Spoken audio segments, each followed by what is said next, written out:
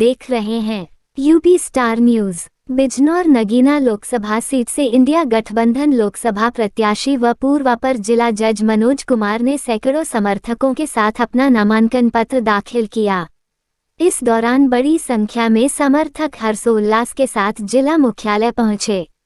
बता दें कि बिजनौर की नगीना लोकसभा 5 से इंडिया गठबंधन के प्रत्याशी व पूर्व अपर जिला जज मनोज कुमार अपने काफिले के साथ बिजनौर पहुंचे, जहां पर कार्यकर्ताओं ने नामांकन के बाद बड़े हर्षोल्लास से उनका फूल माला पहनाकर स्वागत किया।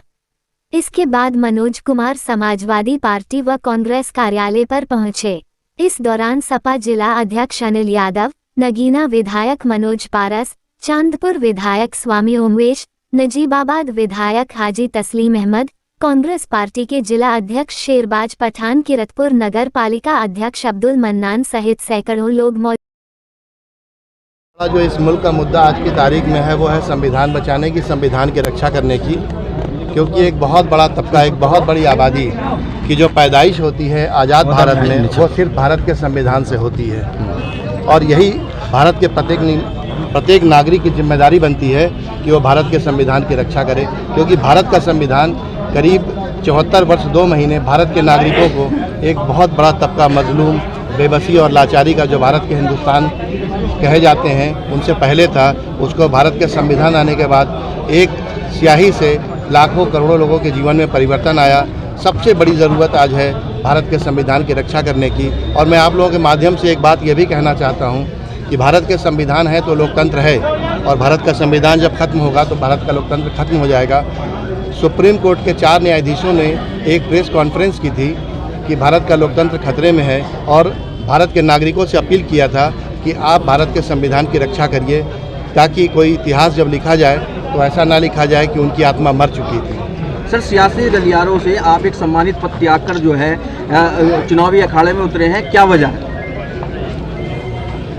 शिक्षा का मतलब मात्र रोजगार नहीं होता, रोजी रोटी नहीं होती, मान सम्मान भी होता है। और जिसका समाज पीड़ित हो, दौरान न्यायिक कार्य मैंने पाया एक बहुत बड़ा तबका, एक बहुत बड़ी आबादी कानून के शिकंजे में फंसी हुई है, और सामाजिक न्याय के जो मूल सिद्धांत हैं उसके विपरीत वर्तमान सरकारें काम कर रही हैं, जिसमें हम लोगों ने चूँकि संविधान का फल चखा है, इसलिए हम लोगों की बड़ी जिम्मेदारी बनती है कि उसकी हम लोग रक्षा करें। इसलिए उनके अधिकारों और हक हकूक़ की बात करने के लिए हम जैसे लोगों को आगे आना होगा।